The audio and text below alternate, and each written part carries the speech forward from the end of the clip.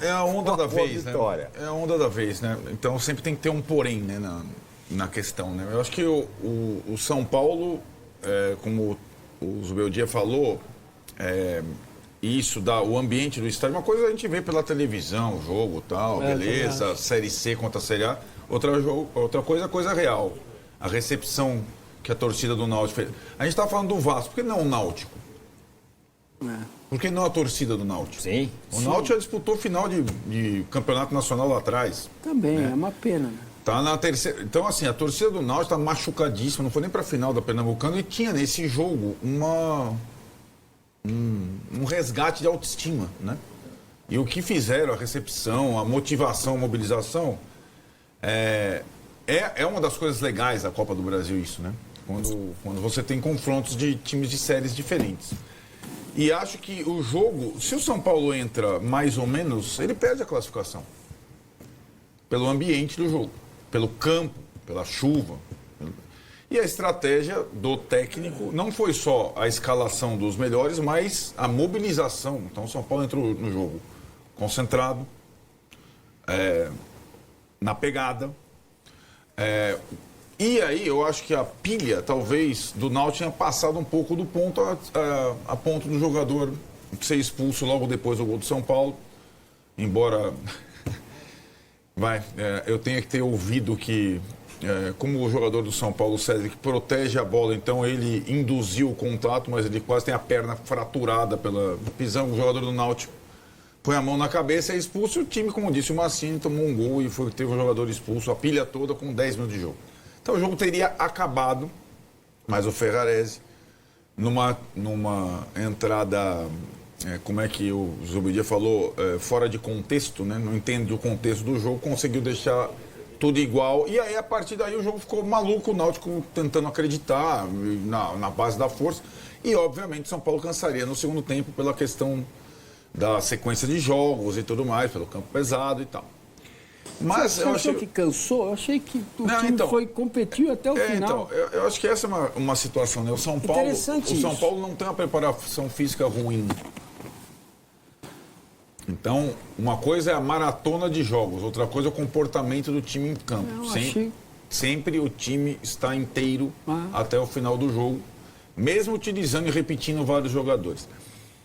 E aí, ontem, eu fiquei pensando, todas as escalações do Zubeldia, raramente ele repete, mas ele tem alguma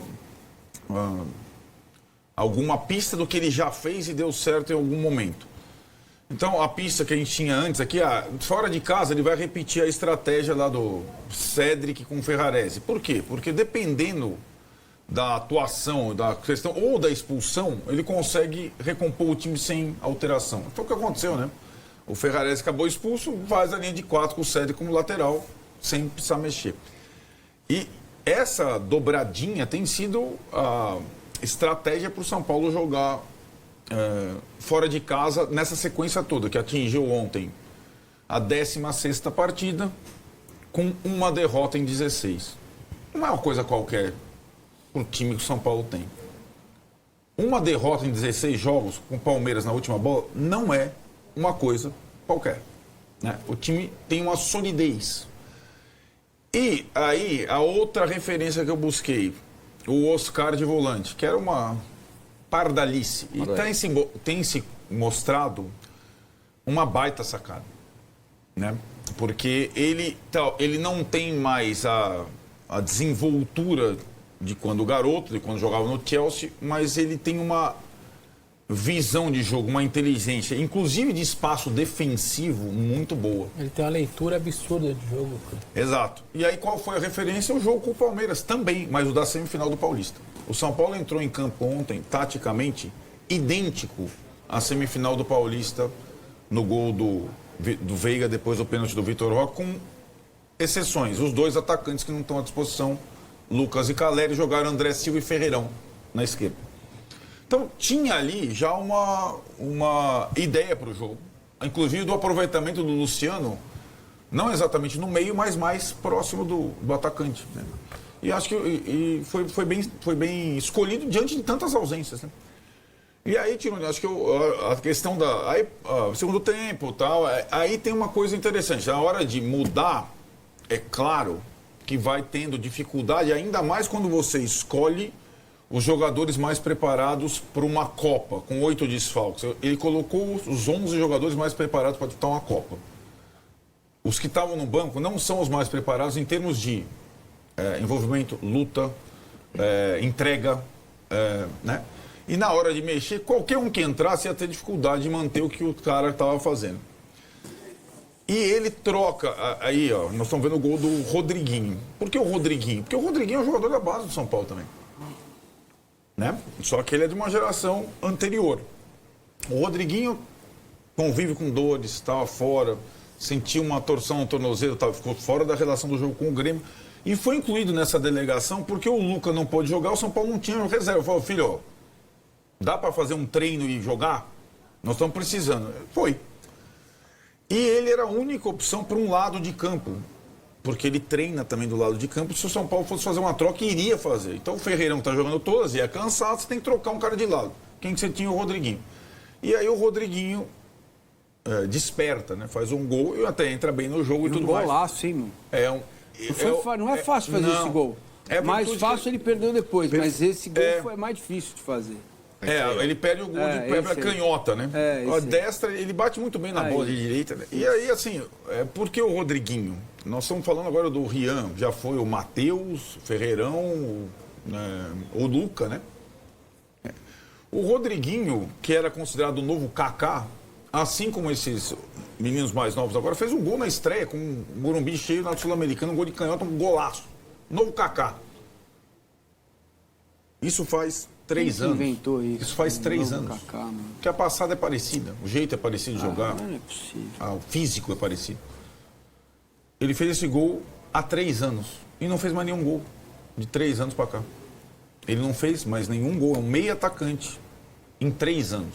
Isso é possível acontecer com um moleque da base. E a torcida do São Paulo já tinha defenestrado o Rodriguinho. Porque a base tem a empolgação para a novidade e o linchamento na sequência, né? Como foi com o Wellington, com o Nestor, com o Juan, com o Igor Gomes, a gente tem todos, né?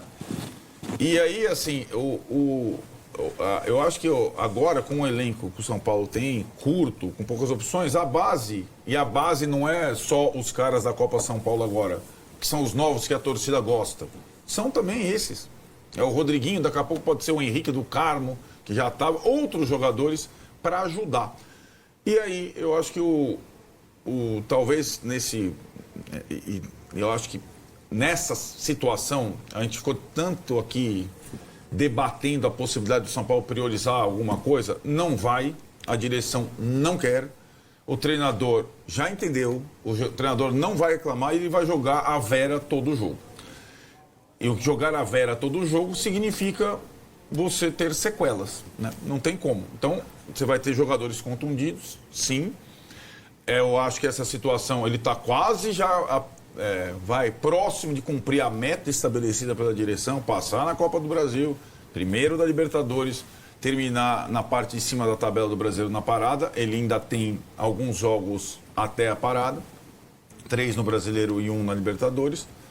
Mas a questão é para frentemente, como diz o Massini. O São Paulo vai jogar a partir de julho, oitavas da Copa do Brasil, oitavas da Libertadores, parte final do turno do Brasileiro, com esse elenco aí.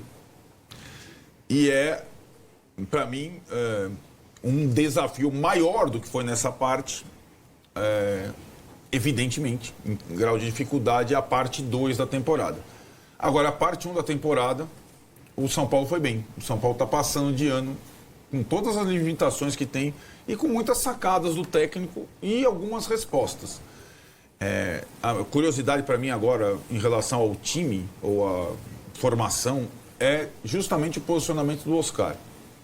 Porque ele agradou mais até agora nessa posição do que mais à frente, como imaginou o São Paulo quando o contratou. A ver como vai funcionar daqui para frente.